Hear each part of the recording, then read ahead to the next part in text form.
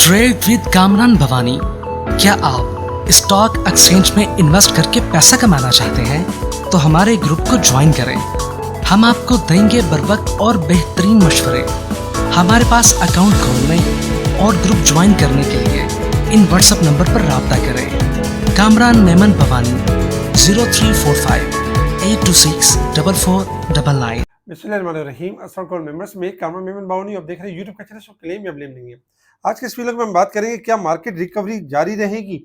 कल रिकवरी की बात की गई थी और बताया गया था कि खतरा टल गया है और अब रिकवरी है मार्केट के अंदर। अल्हम्दुलिल्लाह मार्केट ने आज बेहतरीन परफॉर्म किया है और क्या ये रिकवरी कल भी कंटिन्यू रहेगी, तो इसके ऊपर इस वीडियो में हम बात करेंगे। वीडियो स्टार्ट करने से पहले एक अच्छी बात, सबसे मकबूल तरीन वजीफ़ा इस्तग़फ़ार है। इस्तग़फ़ार अल्लाह ताला हम सबको इस्तग़फ़ार करने की तौफ़ीक अता करे, हमें कामयाबी और कामरानी से हमकिनार करे, आमीन।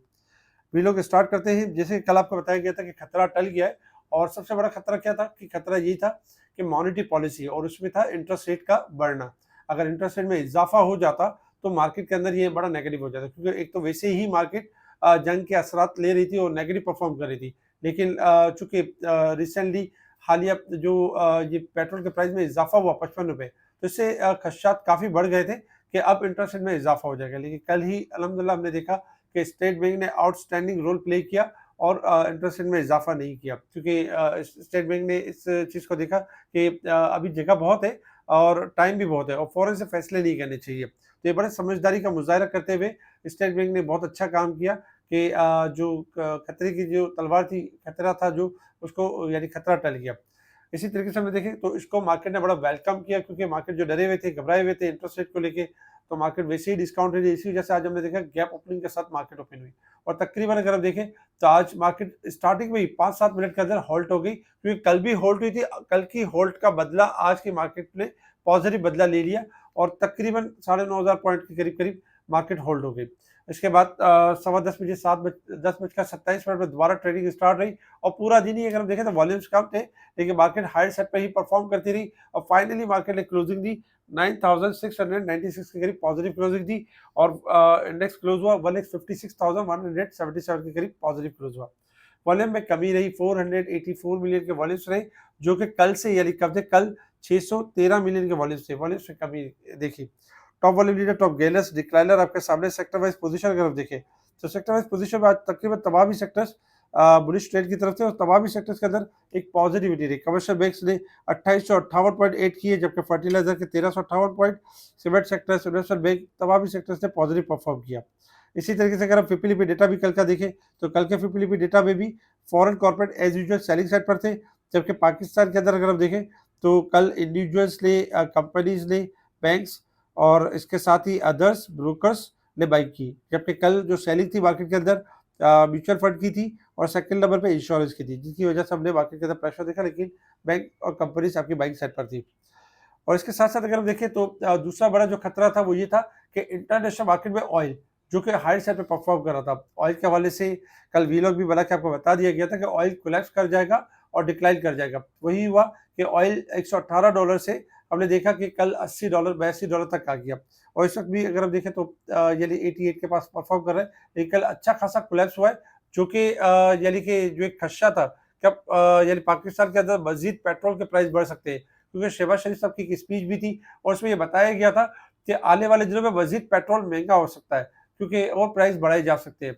वजह यही थी कि अगर इंटरनेशनल मार्केट में ऑयल आपका मुसलसल हाई सेट पर रहेगा तो पेट्रोल के प्राइस फिर बढ़ाना पड़ेगा। लेकिन अगर चूंकि प्राइस कम हो चुके तो एक्सपेक्टेशन है कि आपको कोई अगर कोई अनसर्टेनिटी नहीं होती है तो फिर चांसेस है कि आपके पेट्रोल के प्राइस अब इंशाल्लाह बढ़ेंगे नहीं। तो ये भी एक खतरा था जो टल गया।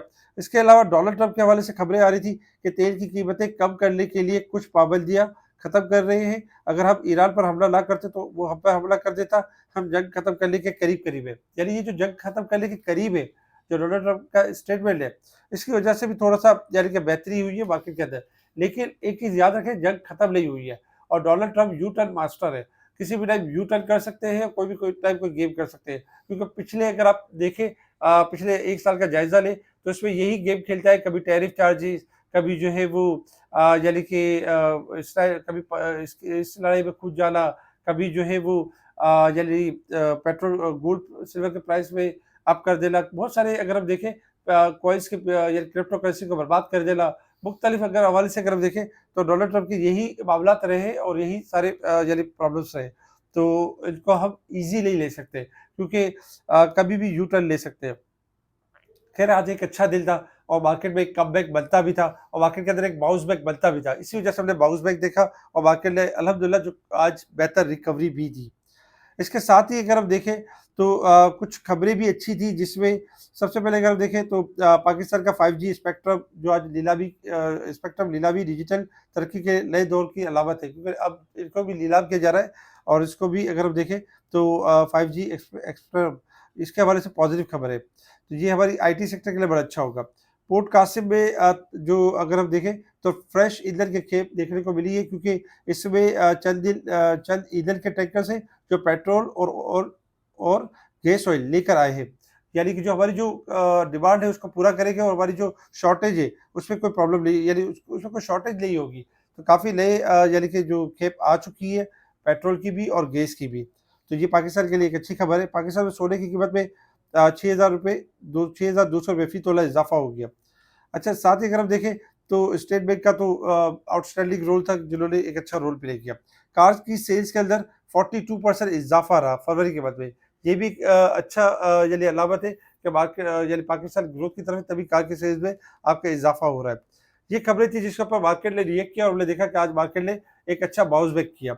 इंटरनेशनल लेवल्स की तरफ बात करते हैं। इंटरनेशनल लेवल्स के ऊपर अगर हम देखें तो इस वक़्त जो क्रूड ऑयल आपका ट्रेड कर रहा है $88 के पास ट्रेड कर रहा है, $6.5 माइनस है। क्रूड ऑयल में कल से एक गिरावट है और एक रेंज बाउंड परफॉर्म कर रहा है। लेकिन क्रूड ऑयल में अगर हम देखें डोनाल्ड ट्रंप के स्टेटमेंट को देखें तो इस हिसाब से ये कि एक अदद आखिरी यानी झटका लग सकता है क्रूड ऑयल के अंदर $100 तक या $105 तक $110 तक।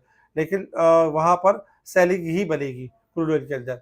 और इसके अलावा अगर हम गोल्ड सिल्वर को देखें तो गोल्ड इस वक्त $5,182 के पास चल रहा है, $78 प्लस है। जबकि सिल्वर को अगर हम देखें तो सिल्वर इस वक्त $88 84 सेंट के पास चल रहा है, $4 प्लस है। किसी भी टाइम गोल्ड सिल्वर में अगर हम देखें तो डॉलर आज गिरावट की तरफ है, इसमें इजाफा हुआ है। डॉलर करेक्शन मुकम्मल करने के बाद दोबारा रिबाउंड हो सकता है, कोई खबर आ सकती है, इससे गोल्ड सिल्वर में एहतियात बरतनी चाहिए। आ जाते हैं risk level and support level के ऊपर। कल हमने आपको एक इंपॉर्टेंट लेवल बताया था कि मार्केट देखिए 20,000 पॉइंट ओवरसोल्ड है और इसी तरीके से कल 19,000 पॉइंट ईयर के हिसाब से ओवरसोल्ड थी। आज अगर आप देखेंगे तो ये बड़ा इंपॉर्टेंट पॉइंट था कि आज मार्केट ने 10,000 पॉइंट तक की रिकवरी कर ली। अब भी अगर आप मंथ और ईयर के हिसाब से देखें तो अब भी मार्केट के अंदर 11,000 पॉइंट और 10,000 पॉइंट की जगह है कि मार्केट ये पॉइंट्स रिकवर कर सकती है। जबकि अगर ओवरबोट साइड पर देखें तो 4,240 point overbought market weekly basis पे परफॉर्म कर रही है। लेकिन अगर आप थोड़ा सा मंथली और ईयरली हिसाब से देखें तो जगह बहुत ज़्यादा है मार्केट के अंदर रिकवरी करने की। टेक्निकल चार्ट के ऊपर अगर हम बात करें, देखिए टेक्निकल चार्ट में आज बड़ा जो देखा जाए तो एक बहुत अच्छा हुआ है कि टेक्निकल गैप ब्रेकआउट हुआ है। यानी कि आज एक गैप ओपनिंग हुई और इसके बाद ब्रेकआउट हुआ और मार्केट ने एक ब्रेकआउट के लेवल को मेंटेन भी किया। इस वक्त अगर हम देखें तो मार्केट आपको नजर आ रही है कि मार्केट ट्रायंगल के बिल्कुल करीब है, जो कि एक्सपेक्टेशन है कि मार्केट एक छोटा सा लेवल ब्रेक करने के बाद 10 से 11,000 पॉइंट की रिकवरी दे सकती है मार्केट, जिसमें 1,58,500 ये हमारा इंपॉर्टेंट रेजिस्टेंस लेवल है।